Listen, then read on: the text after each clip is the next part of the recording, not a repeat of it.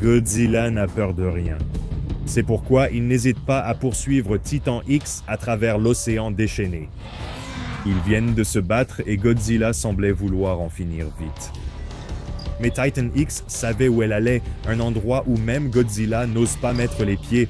Juste au large de Skull Island, Godzilla s'arrête et ne poursuit pas sa chasse. Même avec Titan X qui lui hurle dessus, quelque chose qui normalement met le G-Man hors de lui. Personne ne le défie. Mais malgré tout, il met fin à sa poursuite, pousse un dernier rugissement puissant, puis fait demi-tour. Il s'arrête juste à la limite de Skull Island, refusant d'aller plus loin. Mais pourquoi? Laissez un commentaire ci-dessous pour dire pourquoi, selon vous, le G-Man refuse d'aller sur Skull Island. Vous pensez peut-être que la réponse est évidente, mais la vérité pourrait être bien plus complexe que ce que l'on peut comprendre de l'extérieur. Et c'est là que cette théorie du Monstiverse entre en jeu. Alors, rejoignez les autres fans de Goji et abonnez-vous à notre chaîne, sinon Godzilla viendra vous chercher ensuite. J'ai déjà mentionné que la raison pour laquelle Godzilla ne va pas sur Skull Island peut paraître évidente au premier abord. Il a été bien établi que Godzilla, dans l'ensemble, respecte une sorte de système de frontières territoriales avec les autres titans. Il obtient la planète entière tandis qu'eux n'ont généralement qu'une région très spécifique et localisée à revendiquer. Ce n'est pas vraiment juste, mais bon, c'est son royaume après tout. Mais Godzilla a montré à maintes reprises qu'il n'hésitera pas à pénétrer dans le territoire d'autres titans s'il a une bonne raison de le faire. Ce qui, pour Godzilla, ne demande pas grand-chose. Et nous savons qu'il ne veut pas vraiment tuer Titan X tant qu'elle retourne dans son territoire. Mais l'île du crâne n'est pas son territoire naturel, ce qui veut dire qu'elle est toujours en tort même sur l'île du crâne. Et pourtant, Godzilla ne la poursuit pas. L'île du crâne est désormais à Kong, mais ce n'a pas toujours été ainsi. Donc, Godzilla n'aurait pas vraiment eu de raison de craindre Kong au point de respecter totalement le fait que l'île est le territoire de Kong et qu'il ne devrait pas y faire irruption. Encore une fois, cependant, Godzilla fait ce qu'il veut, surtout quand il s'agit de se battre. En parlant de combat, on pourrait dire que Godzilla ne voit aucun avantage stratégique à conquérir Skull Island comme territoire. Une seule raison explique pourquoi revendiquer Skull Island l'aiderait à régner sur son royaume. Cela pourrait aussi expliquer pourquoi il hésite à venir sur l'île, ce que nous verrons plus tard dans la vidéo. Et si l'on sort du raisonnement interne à l'univers pour adopter une perspective purement logique de création de franchise, il est évident que Godzilla ne peut pas aller sur Skull Island, du moins pas pour affronter Kong, car cela a été mentionné explicitement dans Godzilla vs. Dans Kong, il est dit que Godzilla et Kong ne se sont jamais affrontés. Donc, cela rend très compliqué de faire venir Godzilla sur l'île sans réécrire l'histoire. Parce que si G-Man arrive sur l'île, Kong doit apparaître, sinon ce ne serait plus cohérent avec son côté hyper vigilant quand il protège l'île. Mais en dehors de cette raison de production, aucun élément dans l'histoire ne prouve que Godzilla soit allé sur Skull Island, du moins quand les humains y étaient. Aucune des œuvres d'art anciennes du Monsterverse ne montre Godzilla sur Skull Island à notre connaissance. Donc, si ce n'était pas une question de territoire, ni à cause de Kong, qu'est-ce qui empêche Godzilla d'aller sur Skull Island? C'est Godzilla, après tout. Il fait ce qu'il veut, ou du moins, c'est ce qu'il veut nous faire croire. Mais quelque chose l'empêche d'aller sur Skull Island, un respect qu'il n'accorde qu'à cet endroit autant que nous le sachions. Même la Terre creuse n'est pas hors limite pour lui s'il est assez poussé. Mais en parlant de la Terre creuse, il montre une certaine réticence à y retourner, ce qui soulève une question, qu'ont en commun la Terre creuse et Skull Island? Des titans et des bêtes mortelles? Bien sûr, mais Godzilla fonce toujours vers le défi, il ne recule jamais. Est-ce l'espèce de Kong?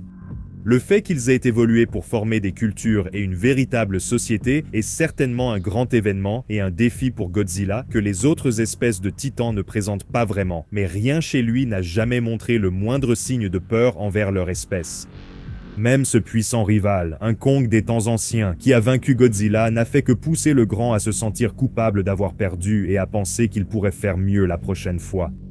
Donc, cela élimine Kong et son espèce comme raison pour laquelle Godzilla ne s'aventure pas sur Skull Island. Alors, cela pourrait-il avoir un rapport avec l'énergie inimaginable et les anomalies défiant la physique qui se produisent aux deux endroits? Tout porte à croire que c'est la principale raison pour laquelle Godzilla évite Skull Island, et voici ma théorie à ce sujet.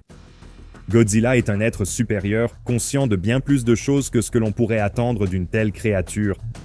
Il est d'une certaine manière lié à la Terre et à tout ce qui est naturel, surtout après que Mothra l'a imprégné de sa force vitale en mourant. Au cours de la très longue vie de Godzilla, il a appris beaucoup de choses sur ces phénomènes non naturels dans le monde du Monsterverse, j'en suis sûr, en particulier sur les portails disséminés partout qui mènent à la Terre creuse et à d'autres passages. Mais il est probable qu'il ne comprenne toujours pas vraiment comment tout cela fonctionne. Il est intelligent, mais même le G-Man doit être perplexe face à ces anomalies. Il sait qu'elles l'aident à voyager très vite à travers le monde, mais c'est sans doute tout ce qu'il en pense. Et si vous y réfléchissez, c'est la seule chose dans le lore du Monsterverse dont nous savons qu'elle doit être à un niveau de puissance qui dépasse de loin tout ce dont Godzilla est capable. Il ne peut pas simplement les comprendre et les dominer par la force comme il le fait avec tout le reste. Quel est le lien entre ces portails, tunnels et Skull Island? Dans l'épisode 9 de la saison 2 de Monarch, il a finalement été révélé que Skull Island est la station centrale, le centre névralgique de tous ces tunnels d'énergie. Cela signifie que, n'importe où dans le monde, on peut entrer dans l'un de ces systèmes de transit et revenir jusqu'à Skull Island. Le fait d'être le noyau ou le vaisseau mère de cet immense réseau de portails et de tunnels pourrait signifier que Skull Island est ce qui alimente tout ce système. On peut théoriser que Godzilla pourrait avoir une connaissance instinctive de cela, sentant d'une certaine manière que sa simple présence pourrait perturber tout le système. Surtout s'il entre en surcharge, tout pourrait arriver, ce qui pourrait entraîner un effondrement potentiel de son système de transit. Ce qui pourrait en fait expliquer pourquoi il n'a pas choisi l'île comme domicile, même si elle a une grande importance tactique dans son règne.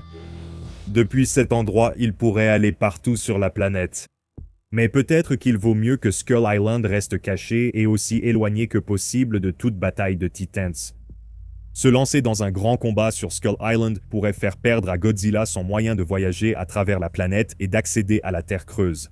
C'est quelque chose que Godzilla ne peut pas risquer. Sans ces portails, voyager à travers la planète pour Godzilla passerait de quelques heures ou jours à des semaines, des mois, voire des années, rien que pour aller, disons, de Londres au Japon. Cela signifie qu'il ne pourrait pas protéger correctement son territoire, la planète entière. Cela pourrait suffire pour qu'une autre menace de Titan devienne assez puissante pour le vaincre avant qu'il ne les rattrape. Alors peut-être que la raison pour laquelle Godzilla a peur de Skull Island n'a en réalité rien à voir avec la peur pour son propre bien-être, mais plutôt pour le monde, le système autour duquel s'articule toute son existence. Perdre ce système de transit serait l'équivalent, pour les humains, de perdre notre capacité à voler grâce à des machines. Tout à coup, notre plus grand pouvoir en matière de voyage et de combat disparaîtrait. Notre monde entier changerait. Et il en serait de même pour Godzilla s'il causait accidentellement la destruction de la station centrale de transit pour tous les titans. Maintenant, si vous vouliez explorer une autre piste avec cette théorie, vous pourriez suggérer que lorsque Godzilla était plus jeune, il a subi une défaite majeure et humiliante sur Skull Island. Ou peut-être que ce n'est même pas une défaite au combat, qui sait quel genre d'épreuves et d'expériences horribles le colosse a été forcé d'endurer au cours de sa vie. Et peut-être que la chose la plus difficile que Godzilla ait jamais affrontée se trouvait sur Skull Island. Je sais que cela semble étrange de voir Godzilla aussi paranoïaque, mais nous savons qu'il a fallu des siècles, voire des milliers d'années, à Godzilla avant qu'il ne cherche enfin à prendre sa revanche contre le Kong ancestral.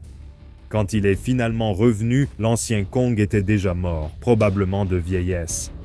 Donc peut-être que Godzilla retournera un jour sur Skull Island, il lui faudra juste beaucoup de motivation.